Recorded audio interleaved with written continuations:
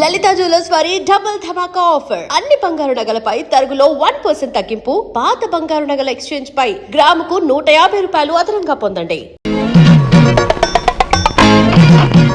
అమ్మని ఇది ఇంటి దాకా వస్తుందని తెలిస్తే అక్కడే నరికి పాతేసేవాడిని. ఎవరమ్మా నువ్వు? సామాన్తో పాటు దిగిపోయా?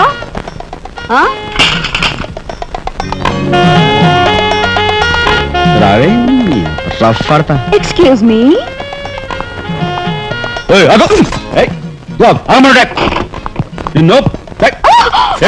ఏమిటి దౌర్జన్యం? ఇంట్లో వచ్చింది కాకుండా గది గది వెతుకుతున్నావా? నా శీలం ఏ గదిలో భద్రంగా ఉంటుందో చూసుకుంటున్నాను. నీ శీలం కోర్టు చేజులంత రఫ్ ఉందో రఫ్ పాడించేస్తా. కొట్టుయా కొట్టు. నీతో రఫ్ ఆడించుకోవడానికి వచ్చాను. కొట్టు. బామ్మ, ఈ ఇంటికి పెద్ద దిక్కులో ఉన్నారు, పైగా ఆడవాళ్ళలాగా ఉన్నారు. ఈ ఆడదాని బాధను అర్థం చేసుకోండి. ఈ భారతదేశంలో ఒక ఆడదాని శీలానికి భద్రత లేదా? కనీసం నీ బొంద ముందు నీ బొత్తాలు భద్రంగా పెట్టుకో. నా శీలం బామ్మగారు చూసారా? మీ ముందు ఇలా చూస్తున్నాడు. నాకంతా అర్థం అవుతూనే ఉందరా. అనుమానాలు నాకున్నాయి. కాదు, నోరు మూసుకుని పద. నా పంచి ఏమిటి వాళ్ళ నలుగురిలోనూ అడిగితే తలా ఒక తన్ను తంతారేమోనని ఇక్కడికి తీసుకొచ్చా. ఆ అమ్మాయి ఎవరు? ఆ అమ్మాయికి నీకు సంబంధం ఏమిటి? నిజంగా ఎలాంటి సంబంధం లేదు.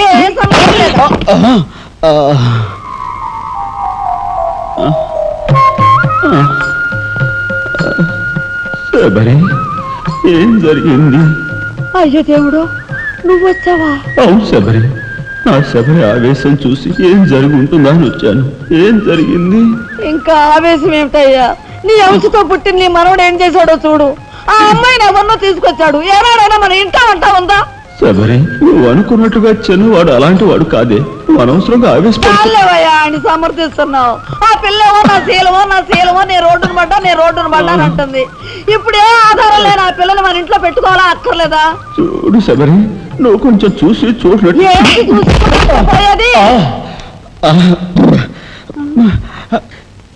నాయనమ్మా, ఏం జరిగింది? అయ్యో నా దేవుడు, వెళ్ళిపోయావు. ఎవరే? ఎక్కడికి పోయారే? అక్క, దిక్కు ముక్కు లేని ఆడదాన్ని. భద్రత లేని ఏ ఇంట్లోనైనా ఉన్నాననుకో, నా శీల రౌడీలు పాలవదా? పోనీ భద్రతగా ఇల్లు ప్రయత్నిద్దామన్నా వేల మీద డిపాజిట్ కట్టాలి. శీలవతనైనా నేను అంత డబ్బు ఎక్కడి నుంచి తీసుకురాను? నేను ఆ అమ్మాయి విషయంలో ఒక నిర్ణయానికి వచ్చాను. నువ్వు నాకు అడ్డు పడ్డావో నా మీద ఒట్టి. నీకు అనుకూలమైన ఇల్లు దొరికే వరకు నువ్వు ఇక్కడే ఉండమ్మా. నిజమండి? అవునమ్మా, నువ్వు ఇక్కడే ఉండు. బామ్మ, తప్పుకోండి చిన్న బాబు గారు. బామ్మ, మీరైనా నా బాధను అర్థం చేసుకున్నారు. నా రూమ్ ఎక్కడా? రైటా లెఫ్టా? రైటే, బాత్రూమ్ మీరా ఇటు వెళ్ళమ్మా. థ్యాంక్స్ బామ్మ. తర్వాత చూసుకుంటా. ఏమిట్రా వేలు చూపిస్తున్నా? ఒకవేళ కదే మొత్తం 5,000 చూపించి ఇక్కడే ఉండు అంటున్నాను. ఏమిట్రా, ఏం జరిగింది? మీ ఫ్రెండ్స్ అందరినీ పోలీసులు వ్యాన్లో ఎక్కించుకొని తీసుకెళ్తున్నారు.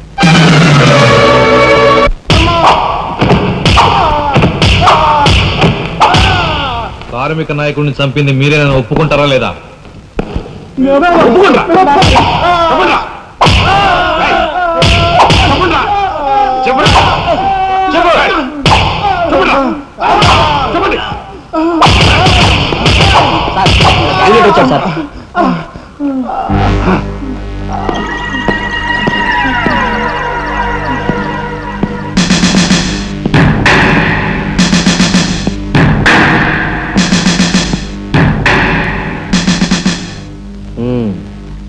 నువ్వేనా తొట్టి గ్యాంగ్కి లీడర్వి? తొట్టి గ్యాంగ్ కాదు, అనుకుంటే ప్రాణాలు తోడే గ్యాంగ్. ప్రాణాలు తోడే గ్యాంగ్. అందుకే ఆ కార్మిక నాయకుడు ప్రాణాలు తోడేశారు. అవునా? ఏమిటి? మర్యాదగా నేరం ఒప్పుకో, లేకపోతే మేమేం చేస్తాం మాకే తెలియదు. మీకే తెలీదా? పాపం ఆయనకే తెలియదంట. ఏమిట్రా వెటకారం? ఉండేలా ఉంది. మర్యాద రాగి అని నోరు పారేసుకున్నావో చెయ్యి చూడు ఎంత రఫ్ గా ఉంది. రఫ్ పాడించేస్తాను.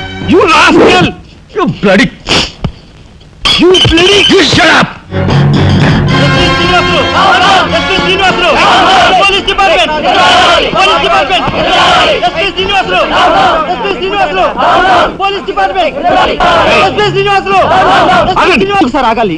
కార్మిక నాయకుడిని చంపింది ఏకాంబరమేనని నేను జర్నలిస్ట్ గా పేపర్ లో రాశాను కూడా. ఆ విషయం ఊరందరికీ తెలుసు. అయినా మీరు ఎందుకు యాక్షన్ తీసుకోండి? ఏమంటా కబుర్లు చెప్తున్నావు? కబుర్లు కాదు, జనం దగ్గర ఉన్నవి కంకర్రాళ్ళు. ఒక కార్మిక నాయకుడు దారుణంగా హత్య చేయబడితే మీ డిపార్ట్మెంట్ ఏం చేస్తుంది అని ఈ జనం మిమ్మల్ని నిలదీయడానికి వచ్చారు. దోషుల్ని లోపల పెట్టి తగిన విధంగా శిక్షించి అసలు విషయం రాబడుతున్నాం. ఇందులో మీరు వచ్చారు. ఎవరండి దోషులు? నిరుద్యోగులైన ఆ యువకులు మీ పోలీస్ వాళ్ళకి దోషుల్లా కనిపిస్తున్నారా? నిజమైన దోషులు ఎవరో నేను చెప్తాను. నా దగ్గర కొన్ని ఆధారాలు ఉన్నాయి. మీకు చావుంటే చేయగల దమ్ముంటే వాళ్ళని పట్టుకోండి. అంతేకాని అమాయకులు నిర్బంధించి రాక్షసంగా ప్రవర్తిస్తే మా పత్రికా లోకం చూస్తూ ఊరుకోదు. నిజాన్ని నిర్భయంగా రాసి దేశానికి సార్ చెప్తుంది. సభాష్ మిస్టర్ దాశరథి, మీలాంటి జర్నలిస్టుల వలన నిజంగా దేశానికి ఎంతో మేలు జరుగుతుంది. Thank you very much. నిజాలు తెలుసుకోకుండా ఇలా పశువులా ప్రవర్తించి మీ పోలీస్ డిపార్ట్మెంట్ పరువు తీయకు. సిగ్గుచేటు. పోలీసులు! పోలీసులు! Police department! పోలీసులు! పోలీసులు! అసలు అంతకుల్ని! అసలు అంతకుల్ని! లోపల రండి దాశరథి గారు. మీ దగ్గర ఉన్న ఆధారాలతో చట్టానికి సహకరించండి. రండి.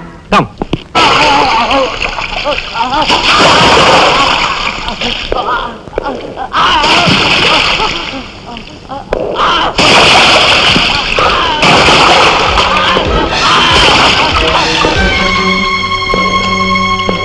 ఏమయ్యా జర్నలిస్టు, నాలాంటి వాడితోనూ ఎస్పీతోనూ తగువ పెట్టుకుని ఎందుకయ్యా చావు కొని తెచ్చుకున్నావు? మనిషిని చంపటం ఆటవికం. You are right. అందుకేనయ్యా నువ్వంటే నాకు చాలా ఇష్టం. చచ్చిపోయే ముందు కూడా ఇలా రెచ్చిపోవడం దేశంలో ఎంతమందికి సాధ్యం? తమ్ముడు, వీడు దేశానికి పనికొచ్చే జర్నలిస్ట్లా ఉన్నాడు. వదిలిపెట్టేద్దామా? ఊరుకోనయ్యా, మనల్ని ఎండగట్టి వాడి పేపర్ సర్క్యులేషన్ 3,000 నుంచి 30,000 పెంచుకున్నాడు. చాలా. తమ్ముడు చెప్పింది నిజమే. మమ్మల్ని బజారుకి ఇచ్చి నీ పేరు ప్రతిష్టలు పెంచుకున్నావు. మరి మా పరువు ప్రతిష్టలు కూడా మేము కాపాడుకోవాలి కదా. అయినా మనిషిని చంపేయడం అంటే సరే కానీ.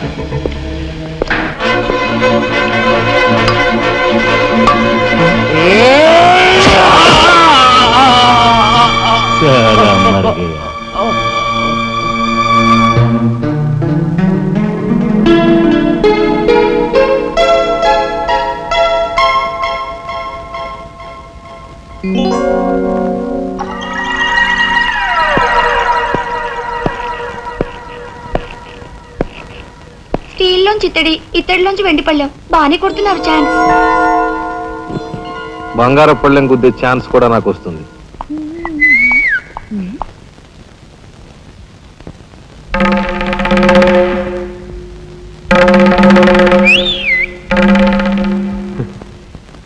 ఏమిటా చూపు? నేను మావాడు ఒకేలా ఉన్నావునా? అదంతేలే. అవును, నీకు మావాడంటే చెయ్యిలా చూపించి నాలుగు మడత పెట్టి చెయ్యి చూసావా ఎంత రఫ్ గా ఉందో? రఫ్ ఆడించేస్తాను, జాగ్రత్త అని నువ్వు అంటుంటే నాకు ఉంటుంది. మరి అయితే ఇంకా ఆలస్యం ఎందుకు? నువ్వు కూడా రఫాడించే.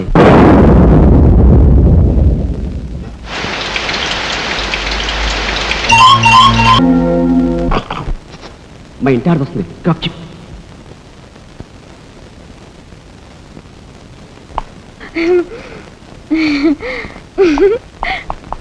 ఇదెక్కడ సవితిపోర్రా దేవుడా! శీలవతి అంట, శీలవతి సింగినాథం జీలకర్రాను. నా మొగుడు ఫోటో చూసే ఇది ఒళ్ళు తెలియకుండా ఇట గెంతుతా ఉంది. ఆయనే బతుకుంటే ఈ చిత్రాంగ నా మొగుడిని ఎప్పుడో లేపుకెళ్ళిపోయేది. కుమారి కన్యాకుమారి అంట, కన్యాకుమారి. రోగం వదిలిపోయింది.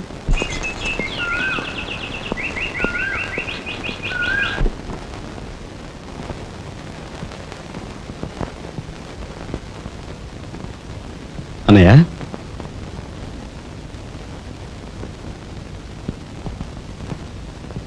వదినా, ఏం జరిగింది? మాట్లాడరే.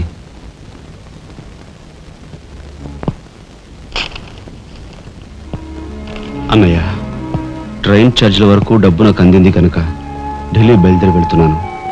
ఇన్నాళ్ళ నుంచి మన కుటుంబ బరువు బాధ్యతలను ఒక్కడవే మోస్తున్నావు. నేను ఐఏఎస్ పాస్ అయి నీ బరువులో పాలు పంచుకోవాలనుకున్నాను. ఇంకా 5 రోజులు గడువు ఉంది. ఈ 5 రోజుల్లో మీరు నాకు ఆ అవకాశం ఇవ్వలేకపోతే మన కుటుంబ బరువు బాధ్యతల్లో పాలు పంచుకోకపోగా నేను మీకు అదనపు బరువునవుతాను. అది నాకు ఇష్టం లేదు. ఆ పరిస్థితే ఎదురైతే నా బరువుని ఈ లోకం నుంచి శాశ్వతంగా ఇస్తా వయసే. ఎలాగైనా సరే పెద్ద మనసు చేసుకుని ఆపదను మీరే గట్టెక్కించాలి. మీ మేలు ఈ జన్మలో మర్చిపోలేదు. అది సరేనయ్యా, బీది తమ్ముడు కలెక్టర్ చదువు పూర్తి అవ్వాలంటే నీకు 25,000 కావాలి. కానీ ఏం చూసి ఇమ్మంటావు? ఉన్న ఇల్లు కాస్త తనఖా పెట్టావు. ఇప్పుడేం తనఖా పెడతావు? కాబోయే మీ తమ్ముడు కలెక్టర్గిరి తనఖా పెడతావా?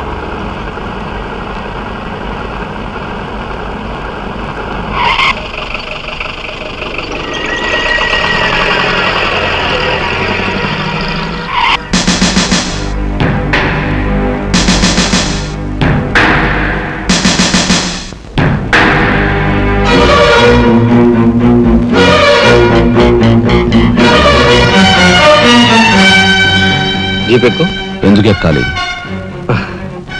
It's my request. నీతో చిన్న పని ఉంది. కమాన్.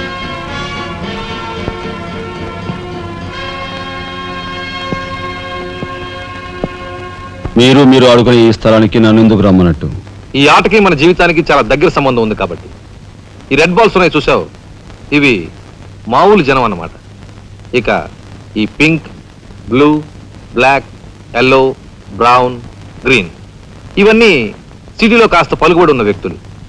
ఇకపోతే ఈ వైట్ బాల్ నేనన్నమాట.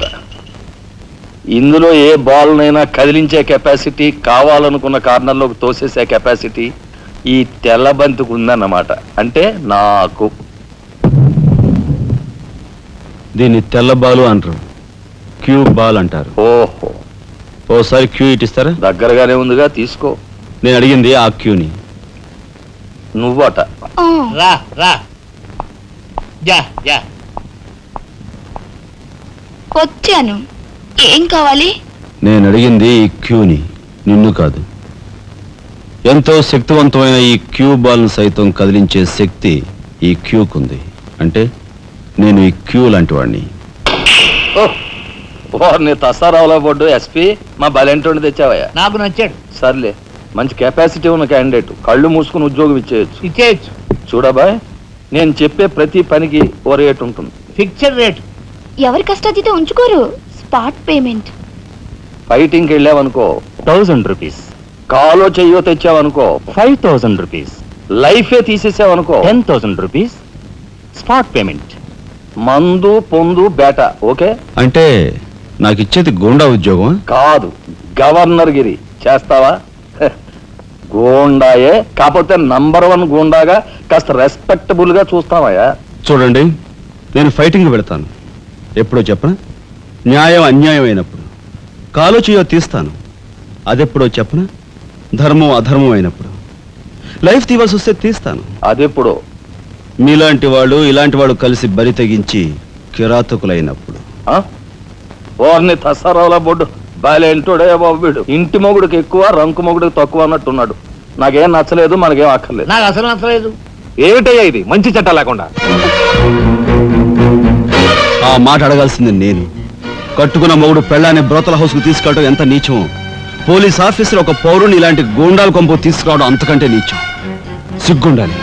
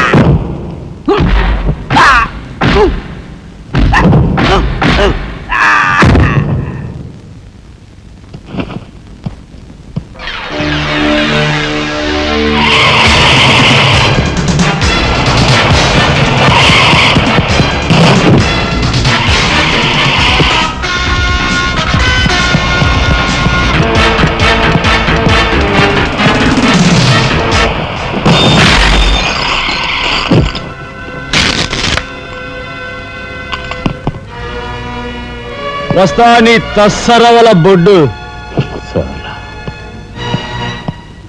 అన్నయ్య, ఇక లాభం లేదు. పండేసేనా? చెయ్యి తెగిందని కత్తి పారేసుకుంటామా కనకాంబరం? వాడి కెపాసిటీ ఏమిటో కళ్ళారా చూశాం గనక వాడిని బ్రతిమాలో బామాలో బెల్లించో నెమ్మదిగా మన అండర్లోకి తెచ్చుకోవాలి. అంతేగాని ఖర్చు పెట్టేయకూడదు. నిజమే. అలాంటి కెపాసిటీ ఉన్నవాడిని ముసలి వాళ్ళైతే పెంచుకోవాలి, పడుచు వాళ్ళైతే ఉంచుకోవాలి. ఓసిని తస్సరవల లడ్డు మరి పెద్ద పెద్ద డైలాగులు చెప్పేస్తున్నావు. ఇంతకీ నీ కెపాసిటీ యాస్ట్రోకి ఎక్కువ, డస్ట్బిన్ కు తక్కువ.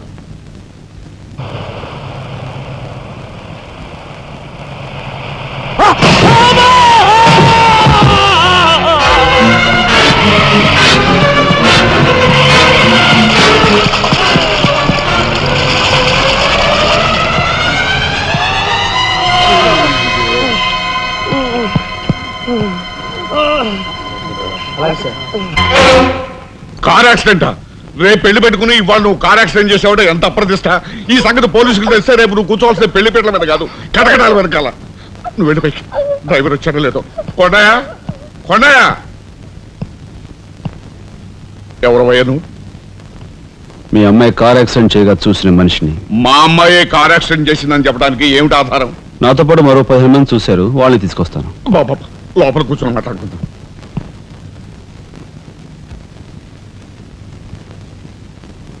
బాబు, రేపే మా అమ్మాయి పెళ్లి. ఈ సంగతి నలుగురికి తెలిస్తే దాని పెళ్లి అయిపోయి మా ఇంటి పరువు పోవడమే కాకుండా బంగారం లాంటి దాని భవిష్యత్తు నాశనం అయిపోతుంది. అందుకని అందుకని ఈ కేసు నెత్తి మీద వేసుకునే మనిషి ఎవరైనా దొరుకుతాడేమోనని. దొరికితే చెయ్యన్నారు వాడిని ఎత్తినేసి వాడికి అన్యాయం చేద్దామనా?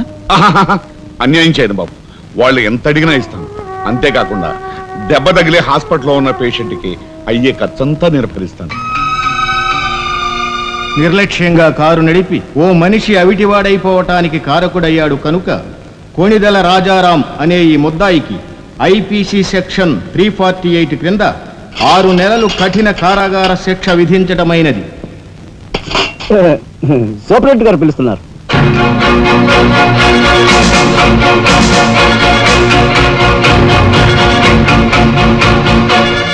సార్ మీరా?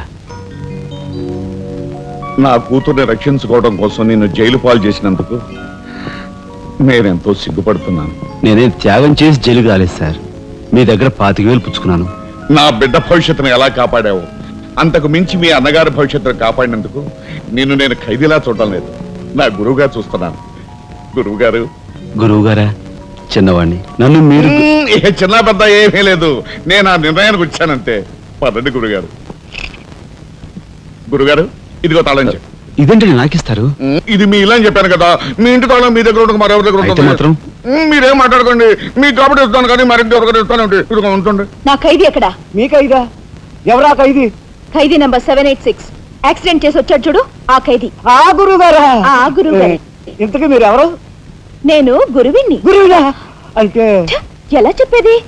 నేను మీ గురువు గారి జీవిత నమస్కారం. రండి కూర్చోండి. What is this nuisance? ఎవరి అమ్మాయి? మన గురువు గారి వైపు గారు, గురువుని. నమస్కారం బాబాయ్ గారు. ఆశీర్వాదం అమ్మా. గురువు గారిని చూడాలి చావా? అయితే గురుగారి దగ్గర స్వయంగా తీసుకెళ్తాను రామ్మా. జిందాబాద్ బాబాయ్ గారు. రామ్మా.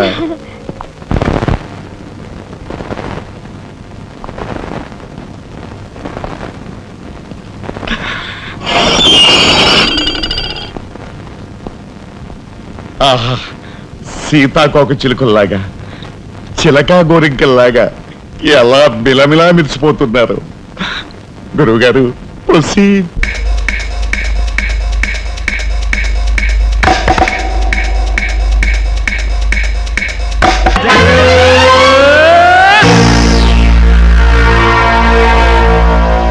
ఏమి నువ్వు చేస్తున్న పని?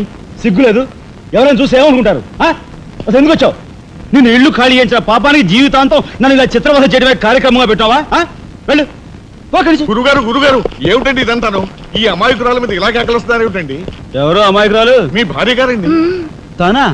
నా భార్య? మీకు మతిపోయిందా? చూడండి బాబాయ్ గారు, భారతదేశంలో భారతీయులు ఎక్కడైనా పరాయి మగాండు పట్టుకుని నా మొగుడు అంటుందా? తండ్రి లాంటి వారు మీ కూతుర్ని మీరని న్యాయం చెప్పండి. అలాగేనమ్మా. All right. నేను తాళి కట్టిన ఇల్లాలే అయితే నేను కట్టిన తాళేది, నల్లపూసలేవి, కాలికి మెట్లేవి చూపించమనండి. కమాన్. కరెక్ట్. చూడమ్మా, ఒక్కసారి ఆయన అడిగినవన్నీ చూపించేసి నీ పాతివ్రత్యాన్ని నిరూపించమ్మా. బాబాయ్ గారు, పొద్దున బాత్రూమ్ స్నానం చేసినప్పుడు అవన్నీ మర్చిపోయి నీ బొంద మర్చిపోయావు. ఇదిగో చూడండి, మీ మీద ఒట్టేసి చెప్తాను, ఇది ఒట్టి దొంగ సరుకు. ఇక మీద ఈ జైలుకి నన్ను కలుసుకోవడానికి రకరకాల వేషాలతో రకరకాల భాషతో వస్తుంది. వచ్చి ఏడ్చి గీ పెట్టా సరే మీరు దాన్ని అలో చేయదు. సత్యం ఎలా వచ్చాయి? That's right. మీ కూతుర్ని ఇక నన్ను సెంటిమెంట్ లో కొట్టాలని ప్రయత్నించుకో. లాఠీ చార్జ్ చేస్తాను, బాబాయ్ గారు, లేదంటే బాష్పాయి వదులుతాను. బాబాయ్ గారు, ఇక లాఠీ చార్జ్ చేస్తాను అంతే. పద. ఇక శ్రీరామ. మాట్లాడకూడదు పద.